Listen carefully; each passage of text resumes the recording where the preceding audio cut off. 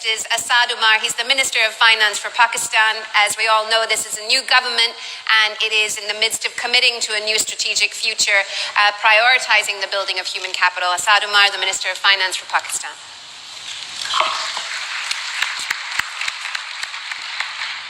Thank you very much, and thanks for inviting me to participate. As you mentioned, we are a new government. We are relatively a new political brought into governance at the federal level for the first time. And one of the reasons why we've been voted into power, at least that's what we believe, is the fact that our manifesto and the communication of our leader is centered around human development.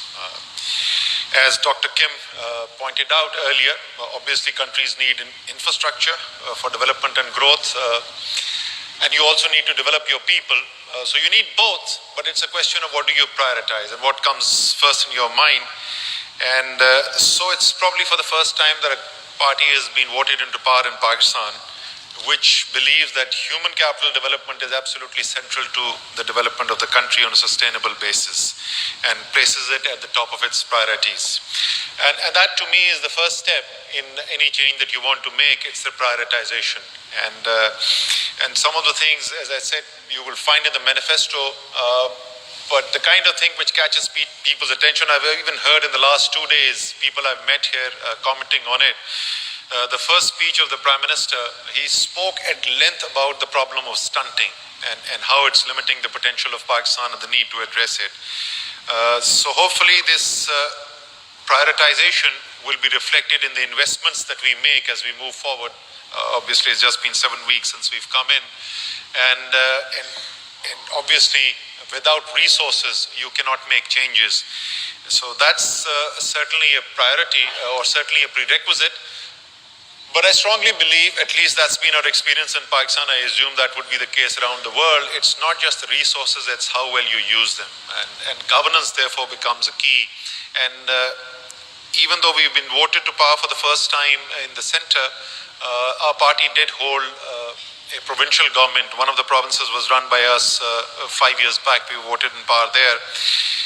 And our experience there showed how critical the governance changes are. And I'll mention some of these as I go along. It may seem very rudimentary, very simple to you, but in the case like Pakistan, small changes can have big impacts. Let me talk a little bit about the health area and what we need to do or what we are planning to do in order to improve the outcomes that we are seeing in the health area. Clearly, neither in education nor in health do we see the outcomes that the people of Pakistan really deserve. In the area of health, one of the principal decisions that we have made is to reprioritize. One is to increase the resources, which has to be done, but even then, obviously, we'll have finite resources at our hand. And we have seen, and that's the reflection of the kind of elite capture of society and policy making that you see in Pakistan, a disproportionately high budget allocation for tertiary healthcare compared to primary healthcare. And as in the Human Capital Index or the World Bank rightly emphasizes, it's those investments in primary healthcare which have the much greater impact on the lives of most of the people, particularly the children who are the future. So that reprioritization is one of the priorities.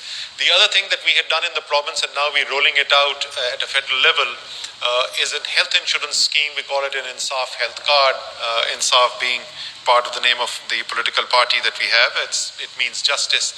And it's a healthcare scheme which has been very effective in not just basically giving the power of decision-making into the hands of the consumers. So using the same government budget, but providing it through the demand side rather than the supply side, which is traditionally the way things had been done.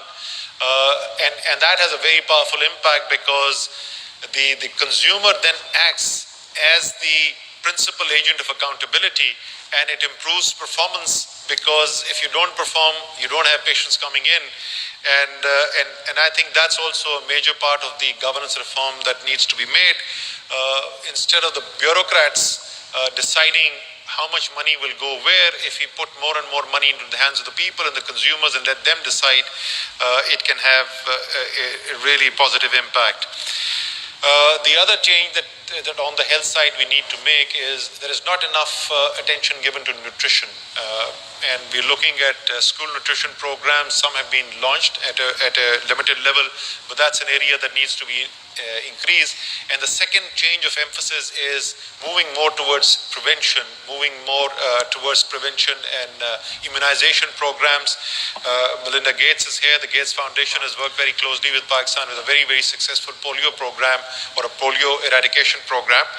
And we are hoping that this year might be the last year in which we have a case of polio in Pakistan. So other immunization programs of similar nature have to be prioritized because they have a very, very strong impact. On the education side, obviously you need more schools. There are a lot of children who are not in school. And in particular in Pakistan, the gender disparity increases tremendously as you go from primary schools to secondary schools, and the reason for that are the social conditions in Pakistan, particularly in the rural areas where girls cannot travel far from home. So there are more primary schools, so the distance from where a girl child resides and the primary school is less than the distance to the secondary school, and therefore the dropout ratio from the primary to the secondary system is much higher amongst girls. So we need to get schools out there, but there is a limit to how many schools you can build with the limited budgets. So we need to leverage technology, and that's a major part of the plans going forward, is to leverage technology so that we are able to go beyond brick and mortar and be able to access and reach children even in remote areas. Pakistan has some of the highest mountains in the world, and then you've got big deserts, so all kinds of logistical challenges, and using technology can really help there. To help increase access for children. And of course, another part which is related directly to budget allocations is increasing teachers. But quality is important, and I'm very glad to see that built into the Human Capital Index here. It's not just the number of years of schooling, but it's the quality of education that you get there. And again, simple things, as I said, I mentioned to you earlier, may seem very rudimentary to you. The teacher attendances in schools, particularly in remote areas, was very poor because the teachers wouldn't turn up or would not turn up frequently. The student attendances fell. And of course, when teachers are not present and students are not coming to school, the quality of education, the learning outcomes are bound to be poor. So simple things like biometric verifications and online verification of teacher attendance resulted in significant increases in teacher attendance, and wherever teacher attendance went up, the student attendance went up. And this is a relatively recent work that has been done, and I'm sure we'll see learning outcomes improve as a result. And obviously, many more things that need to be done. We look forward to the fact, and I completely agree with the World Bank president, somehow when you put things in an index, there's something in a human being which makes us innately competitive. So when you see yourself lagging in an index, it gives you an impetus to do what you should have been doing otherwise in any case. So hopefully this index will have an impact around the world, and we'll all compete harder with each other, not to build more bombs and missiles, but to produce better schools and provide better healthcare for our children. Thank you very much. Thank you. Thank you so much. Thank you. Those are worthy, lofty goals, and I really like that spirit of competition, human competition. It's excellent. So I'm sure you'll be climbing up the rankings too. Now let me call to stage a global leader who's championed